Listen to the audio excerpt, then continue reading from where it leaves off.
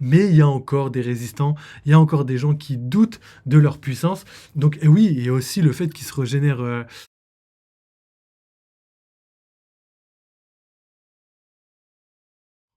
Afin d'apporter un coup définitif à la réputation du boucanier. Kuma devient ainsi le corsaire à la botte de la marine, puis l'esclave invincible de Marie-Joise, où il subira des tortures innombrables. C'est vrai que maintenant, quand on connaît sa vie et qu'on voit comment il a commencé et comment il a fini, wesh, on dirait Oda il l'aime pas, hein.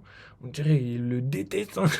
Je sais pas ce qu'il lui a fait, mais malheureusement là, c'est vraiment c'est vraiment le parcours du Christ, tu vois. C'était un homme hyper bon, prêt à aider les gens, sage et honnête. Et bah, il lui est arrivé toutes les pires horreurs du monde, tu vois. Et j'espère qu'il va pas finir crucifié. Mais là, on dirait qu'on est en route, hein. Il s'est fait massacrer par tout le monde. Il s'est fait massacrer par les dragons célestes. Après, il s'est fait remassacrer parce qu'il a fait des combats pour l'armée révolutionnaire. Encore ça va. Il prenait la douleur des habitants de l'île. Il prenait tout sur ses épaules. Il a rejoint l'armée révolutionnaire. Il a vu sa femme mourir. Enfin, sa femme qui est même pas sa femme, du coup, au final. Il a élevé l'enfant qui n'était pas le sien. Et c'était l'enfant d'un dragon céleste. Donc, c'était l'enfant de quelqu'un qui déteste. Il a dû porter ça sur ses épaules aussi. Ensuite, il a dû laisser sa conscience à je sais pas qui. Il a laissé sa conscience mourir et son corps est utilisé pour, euh, pour tout et n'importe quoi, quoi. C'est un esclave, il est obéi à tout ce qu'on dit. Il s'est fait massacrer en plus par Akainu et c'est la dernière information qu'on a sur lui dans le présent. Et franchement, c'est colossal. Une vie comme ça, non mais frère, lui, il a vraiment pris toutes les douleurs du monde sur les épaules et je trouve ça hardcore. Et en parlant de Vraiment. tyran et de guerre, on remercie une nouvelle fois War Thunder, le aussi énorme beaucoup.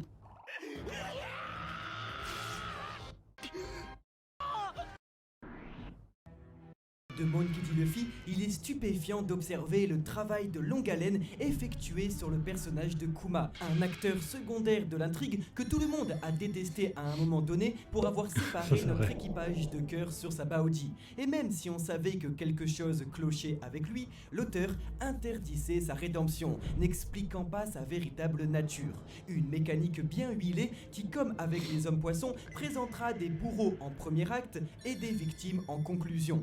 Après tout, le mensonge prend l'ascenseur et la vérité l'escalier. Et seuls les lecteurs qui braveront 1097 chapitres pourront le comprendre. Mm. Le tout parfaitement illustré avec la phrase « Où aimerais-tu partir en vacances ?» Si, à première vue, l'on pensait à de l'insolence, c'était en réalité de la bienveillance. Kuma, qui avait connu la captivité et l'esclavage, souhaite donc juste libérer les gens, expliquant la destination idéale pour chacun des Mugiwara et même Perona. Véritable personnage martyr, Bartholomew Kuma porte donc depuis le début sa Bible comme sa croix et donne une toute nouvelle dimension au sacrifice de Zoro, ce test de valeur lui obligeant à prendre la douleur de son capitaine, car nous apprenons aujourd'hui, Eh oui. 15 ans après Thriller Bark, que si Zoro n'avait pas fait cela, la douleur serait revenue chez son propriétaire. Ainsi, est-ce que, après avoir guéri pendant toutes ces années la douleur des autres, le boucanier ne pourrait pas user de la sienne? Et si, en réalité, Vegapunk aurait proposé un plan sur très long terme à Kuma, celui d'emmagasiner un maximum de douleur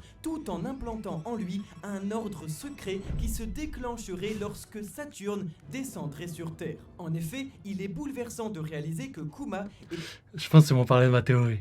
Parce que là, franchement, cette théorie, j'ai trop hâte de voir ce qui va se passer sur Egghead. Et je pense que c'est un rapport aussi avec ça. Kuma, il y a moyen qu'il revienne à la vie au chapitre 1100 et qu'il récupère sa boule de souvenir. Parce qu'il a extrait ses souvenirs comme s'ils avaient supprimé toute son âme. Mais en fait, son âme est toujours là. Et c'est juste ses souvenirs qu'il a perdus. Donc il obéit juste aux ordres. Merde.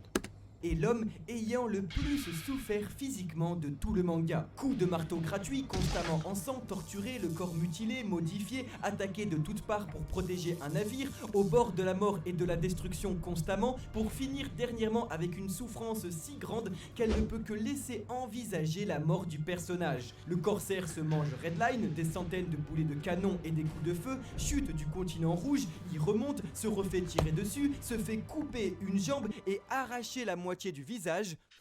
Parfait, car si le but de Kuma est d'emmagasiner un maximum de dégâts, alors il a très bien fait son boulot. En effet, Oda en aura montré des bulles de souffrance, mais celle qu'il garderait pour la fin serait la plus grande de toutes, celle du premier intéressé, celle de Kuma, le personnage martyr ultime, l'homme qui souffre depuis sa naissance, celui qui est né dans un monde où il est préférable de mourir, celui qui a subi les plus grands affronts de tout le récit pendant des dizaines et des dizaines d'années, celui qui à cause d'un seul homme au sommet d'une montagne d'ordures célestes a autant pleuré que saigné.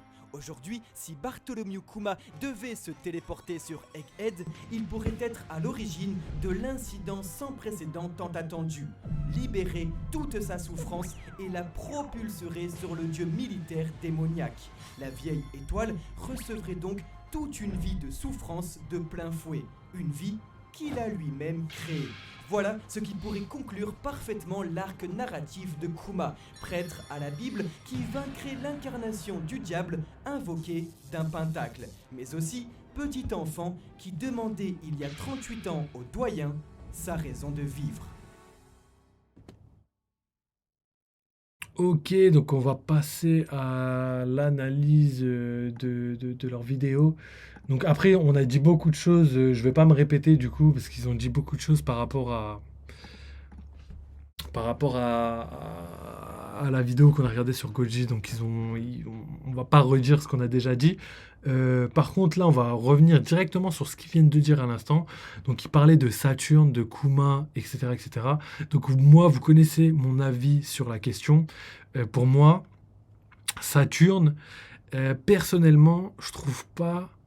Enfin, j'en sais rien en vrai, c'est possible comme ça pourrait ne pas être, ne pas être impossible, mais pour moi, Saturne ne peut pas tomber actuellement et encore moins de la main de quelqu'un d'autre que un personnage ultra puissant.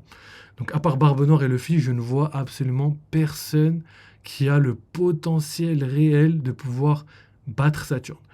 Ensuite, deuxième point, par rapport à ce qu'ils ont dit que pendant toutes ces années, Kuma prenait de la douleur sur lui. Et après, j'allais dire, ouais, ça marche pas comme ça, parce que la douleur, faut l'extraire, etc., etc. Donc, c'est pas impossible. C'est vrai que maintenant que j'y pense, c'est pas impossible que ça se passe comme ça, dans le sens où il faudrait juste qu'il récupère ses souvenirs, qu'il redevienne quelqu'un de réel, et qu'il enlève sa propre souffrance pour la donner à quelqu'un d'autre. Mais même sans ça, moi... D'ailleurs, j'aimerais bien que ça se passe comme ça. Honnêtement, j'aimerais bien que ça se passe comme ça, qu'il retire toute sa douleur depuis toutes ces années qu'il emmagasine depuis longtemps et qu'il l'envoie vers Saturne. Mais ce qui me plairait encore plus, c'est de voir que Saturne, après ce qu'on a vu par rapport à Zoro, ce qu'on a vu par rapport au passé de Kuma où tous les dimanches il se prenait ça et qu'il était KO pendant longtemps, ça m'éclaterait qu'il envoie cette bulle sur Saturne et que Saturne ne soit pas KO. Ça montrerait la puissance suprême qu'il a, tu vois, et ça mettrait vraiment en valeur le Gorosei, Im-sama, etc., etc. Parce que pour l'instant, tout le monde se pose toujours la question. Donc au début, les gens pensaient qu'ils ne se battaient pas.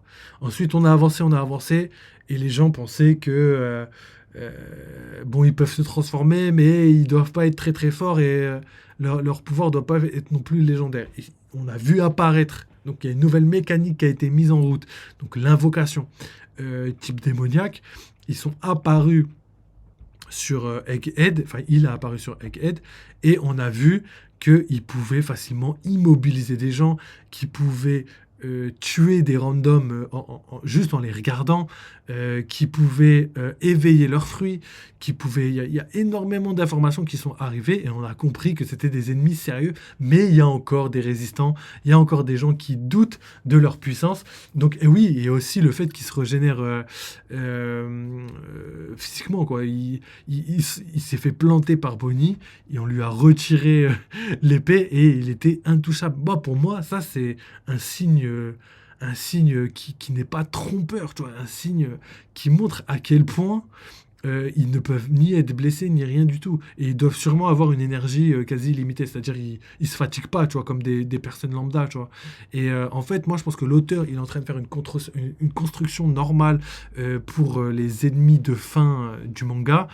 Et il les met en tant que personnes invincibles. Et nous, en tant que lecteurs, on va le voir comme étant un, un obstacle insurmontable. Insurmontable. Et du coup, on va suivre l'avancée et l'avancement de Luffy, comme dans chaque shonen d'ailleurs, même pas que de Luffy, de toutes les personnes qui vont aider Luffy à détruire le gouvernement mondial. Et c'est là qu'on va voir comment, comme, étape par étape, comment trouver le point faible de ces dieux. Donc ça va être ça, on va dire l'interrogation de fin de manga en termes de combat, c'est que on se pose tout le temps, exactement comme King, rappelez-vous King, il volait quasiment invincible, et à chaque fois qu'il mettait un coup, il ressentait rien parce que sa flamme était allumée, on le savait pas, et il fallait analyser le combat encore et encore et encore pour comprendre que il fallait attendre le moment où sa flamme s'éteint. Et d'ailleurs, on a vu que les séraphins, leur flamme ne s'éteignent absolument pas. Donc voilà, on verra d'ailleurs comment ça va être à la fin, mais les séraphins, gros ennemis de la fin, préparez-vous, hein, très très fort. Hein. Ensuite, on a quoi ? On a le Gorosei, donc comme je vous ai dit, qui a été placé comme ennemi insurmontable, ennemi immortel, ennemi intouchable. Et pour moi, c'est pas pour rien. C'est pas pour le faire tomber 2 secondes après. Pour moi, ça m'étonnerait pas que oui, toute la douleur elle soit extraite et transmise à Saturne, et qu'au final, Saturne, il souffre de ouf, mais tu vois se relever comme si de rien n'était parce qu'il pouvait encaisser ce genre de douleur. En gros, ça montrerait à quel point, pour le tuer, enfin même pour le défaire lui et ses collègues, j'ai envie de dire, il faudra mettre énormément de puissance, énormément de puissance. Donc c'est dans ce sens-là que je pense qu'il pourrait facilement être des personnes hyper puissantes. Et ça me réconforte aussi dans le fait que pour moi, ils ont minimum le level d'un empereur, parce que Luffy est destiné à être plus fort qu'un empereur. Et on a énormément, comme je le répète à chaque fois, on a énormément de personnes du côté des Mugiwara. Donc juste en termes d'empereur, on peut compter Dragon, on peut compter Shanks, qui sont d'ailleurs peut-être même supérieurs à un level empereur. En tout cas pour Shanks, je pense que les gens ne diront pas qu'ils sont, je sais pas, tu vois, Shanks, pour moi, la plupart des gens pensent que Shanks est soit plus fort que Kaido, soit égal à Kaido, tu vois, c'est le minimum pour le level de Shanks, tu vois, personne ne pense qu'il est en dessous, tu vois, en fait, ce serait possible, mais difficile à croire. Surtout après la prestation qu'il a faite dernièrement dans le dernier épisode, d'ailleurs, on en a parlé récemment, je vous invite à les regarder. Et du coup, je me pose la question, je me demande sincèrement comment le gouvernement mondial, qui eux n'ont que la marine, et actuellement personne n'a envie de croire qu'il y a un empereur dans la marine, enfin un level empereur dans la marine, donc déjà la marine pour eux c'est pas très fort, c'est limite acheté à la poubelle, c'est même pas pour un capitaine, un équipage de pirates, enfin c'est comme ça qu'ils le voient, tu vois, et moi je suis pas d'accord avec ça, mais c'est mon avis. Ensuite, on a les chevaliers divins et on a le Gorosei, tu vois. Donc on a 2 instances de personnes qui se battent, et pour moi, si le Gorosei n'est pas level empereur, déjà on a vu que Garling, lui, avait le potentiel d'un empereur parce qu'il se battait contre Barbe Blanche. Barbe Blanche, premier homme d'équipage qui avait déjà 40 ans, donc qui était déjà vieux, qui était déjà bien formé, quoi. Il n'était pas faible à cette époque-là, quand il était à God Valley. Donc, il se battait contre Garling. Donc, déjà, Garling, on peut déjà le valider en tant qu'empereur. Et mettre Garling au-dessus de tout le Gorosei, bah, ça me dérangerait. Ça me dérangerait un petit peu, mais après, ce serait logique dans le sens où Shanks se taperait contre Garling. Donc, déjà, on a un ennemi pour Shanks. Donc, ensuite, on a Dragon, on a Sabo, on a Luffy. On a sûrement Law qui reviendra du côté de Luffy pour la fin du manga. On peut compter aussi Yamato qui va arriver dans l'équipage en fin de manga. On peut compter les 3 armes antiques. On ne sait pas à quoi ils vont servir, à part détruire Redline pour l'instant, on ne sait pas à quoi ils vont servir. Mais ça fait quand même énormément de puissance en plus. En plus, on peut compter tout ce qui est Mihawk, tout ce qui est Baggy. Enfin, Baggy entre guillemets, mais tout ce qui est l'équipage de Baggy, Mihawk, Crocodile. On peut compter aussi tous les pays membres. On peut compter aussi les anciens capitaines d'empereurs, tu vois. King, qu'est-ce qu'il va faire? Lui qui était lunarien, lui qui habitait à Marijois, qu'est-ce qu'il va faire? Est-ce qu'il va rester cloîtré à Marijois? Ou est-ce qu'il va essayer de rejoindre pour venger son peuple, venger son histoire? En plus, il connaissait l'existence de Joy Boy. Donc, à voir, hein. À voir, hein. Il y a beaucoup de questions qui se posent. Ensuite, il y a quoi? Il y a aussi l'ancien équipage de Barbe Blanche. Qu'est-ce qu'ils vont faire à la fin du manga? Ils vont rejoindre Luffy, ils vont rien faire. Pour moi, c'est logique qu'ils rejoignent Luffy. Comme il l'a dit, si Oda n'a pas tué ses membres, s'il n'a pas tué de monde dans One Piece, c'est pour les revoir à la fin du manga. Donc ça m'étonnerait pas qu'ils soient là. Ensuite, on a plein de personnes comme l'ancien équipage de Yonkou encore, l'équipage de Big Mom, tu vois. Donc on a l'équipage de Kaido, de Big Mom et de Barbe Blanche. Cet équipage, qu'est-ce qu'il va faire? Donc tout ça, quand on rassemble toutes ces personnes-là, qu'on les met tous ensemble, et qu'en face, avec Luffy, Shanks, Dragon, révolutionnaires, pays membres du gouvernement mondial, enfin, qui ont renié leur affiliation au gouvernement mondial, toutes ces personnes-là, quand on les met ensemble, et qu'en face, on voit juste Chevalier Divin et Gorosei, si le Gorosei n'est pas level empereur, comment vous dire que Dragon, Shanks et Luffy, je peux te dire, ils vont rouler bien correctement sur le manga, et ce serait incohérent. Et on sait très bien que Oda ne fait pas d'incohérence. En tout cas, pas de ce level-là, tu vois. Des petites cachées parce que ça fait 20 ans qu'il écrit le manga et qu'il est fatigué, on veut bien. Mais des grosses incohérences comme ça, c'est impossible. Et ensuite, il y a Barbe Noire. Donc Barbe Noire, où est-ce qu'il est? Je ne sais pas du tout. Et du coup, ce serait bizarre, mais il y a une théorie en ce moment qui me trotte dans la tête, c'est je me dis, il y a le yin et le yang, donc le bien et le mal, et tout le temps, il y a une part de bien et de mal dans chacune des parties. Et je me dis, imaginez que Barbe Noire s'allie à Luffy pour battre le gouvernement mondial. Je me dis, ça ferait yin et yang, le mal et le bien qui s'allient ensemble pour combattre le vrai mal, on va dire. Euh, j'aime pas cette théorie. J'aimerais pas. Je la dis juste parce que faut juste la garder en tête et se dire que c'est pas impossible, mais je l'aime pas du tout. Je veux pas que ça se passe comme ça. Pour moi, Barbe Noire, ça doit être l'ennemi principal de fin, le Xebec de l'époque, et il doit rejoindre le gouvernement mondial, il doit s'asseoir sur le trône avec Im-sama pour pouvoir rivaliser avec tous les autres. Donc ça ferait Barbe Noire, Im-sama, Gorosei, tous les chevaliers divins. Et là, on aurait une belle brochette, tu vois. Parce que vu qu'on sait que, par exemple, Zoro, là, il est déjà premier capitaine. Mais Zoro, il faut qu'il progresse encore. On n'est pas fini, hein. Il reste plusieurs arcs, hein. Comme on a vu dans la vidéo du Mont Corvo, il reste minimum l'arc de Elbaf. Ils doivent aller à Elbaf. Ensuite, il y a l'arc de Villa, du coup, Villa qui serait la ville où il y aurait le dernier poneglyph. On verra, hein, c'est qu'une théorie pour l'instant, mais vu que c'est dans les databooks et tout, peut-être que ça se peut, tu vois. Peut-être qu'on oublie rapidement, mais que ça va se passer comme ça. Et après, il y a Roadstar. Roadstar, l'ascension pour Loftel, et après la Grande Guerre. Donc ça fait quand même 3 arcs avant l'arc final, l'arc de Grande Guerre, l'arc des guerres mondiales. Donc à voir. Et pour moi, ce serait la seconde guerre mondiale, parce qu'on a déjà eu une guerre mondiale à l'époque, donc à l'époque de Joy Boy. Donc pour moi, ce serait un petit peu cohérent. Donc une fois qu'on a ça, qu'on prend tout ça en compte, juste pour terminer, je me dis que en vrai, il faut de la puissance, il faut beaucoup de puissance. Donc ça m'étonnerait pas, par exemple, que Sabo atteigne le level d'un empereur. du côté de Dragon, tu vois.